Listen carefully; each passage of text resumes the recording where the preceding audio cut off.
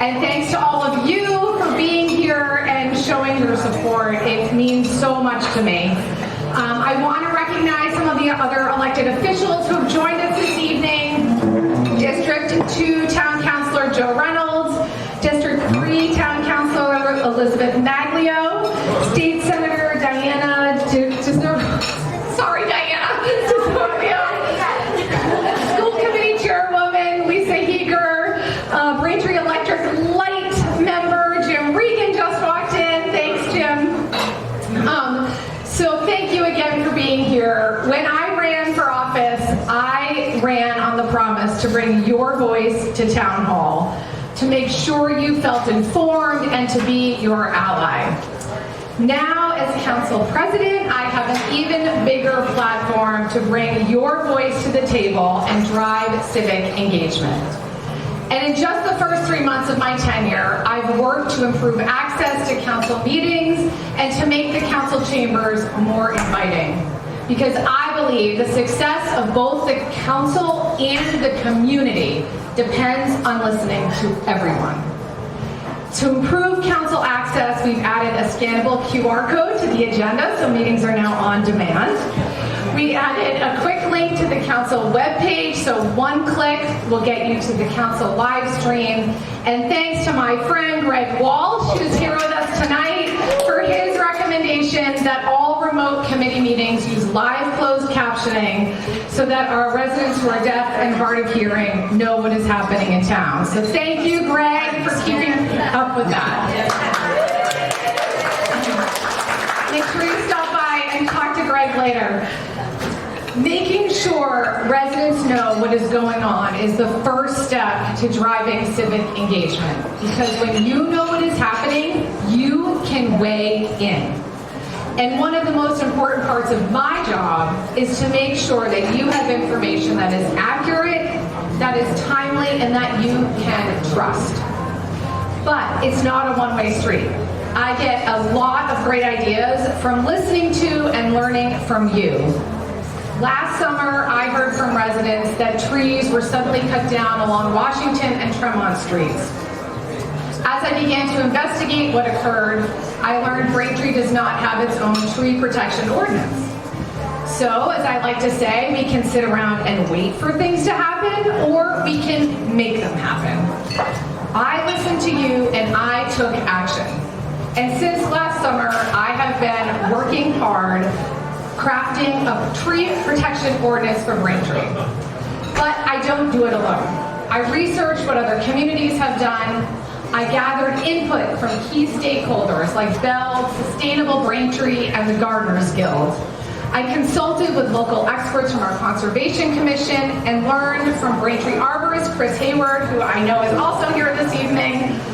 And I'm really excited to let you know, after 9 months of outreach, research, collaboration, and hard work, I plan to file Braintree's first tree protection ordinance later this month.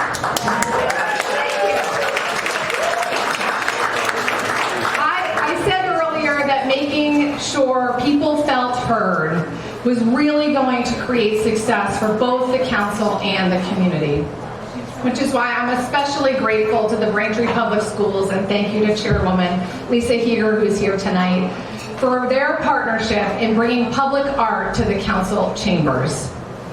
For residents, my goal is to make the chambers more welcoming, more inviting, a reminder that Town Hall belongs to all of us, and a way for us to say, you are welcome here. We want to hear from you.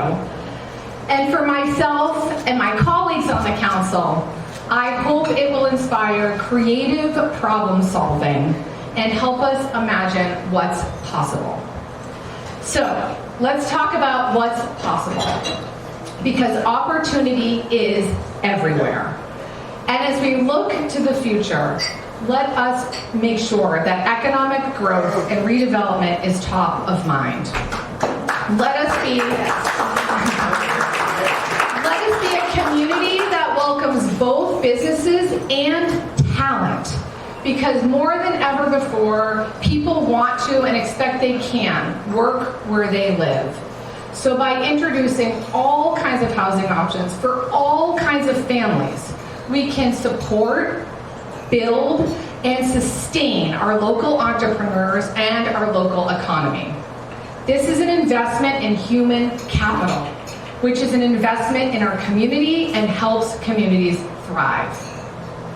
And let us create all kinds of housing types so that young people and seniors have a place they can call their own and stay in the community they love. And for Braintree businesses, they'll have a place to house their workforces. Again, this is an investment in our people, which is an investment in our community, which is an investment in our future. So as we look to the future, I'm calling on all of you here tonight to help me in my mission to drive civic engagement. And remember, your voice matters. Because look at what we've already accomplished. Working with Greg Walsh, we've increased access to the council meetings. Working with Chris Hayward, we're close to providing more protection for Braintree's trees. And partnering with Braintree Public Schools, we've been able to bring public art to our public spaces.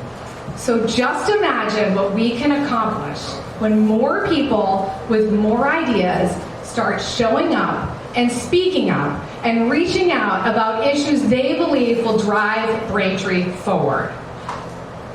It's going to rely on all of us to create change. It's going to rely on all of us to embrace new ideas and challenge the status quo. Start showing up and saying yes. So thank you so much, all of you, for being here tonight. I look forward to talking to all of you, and please keep the great ideas coming.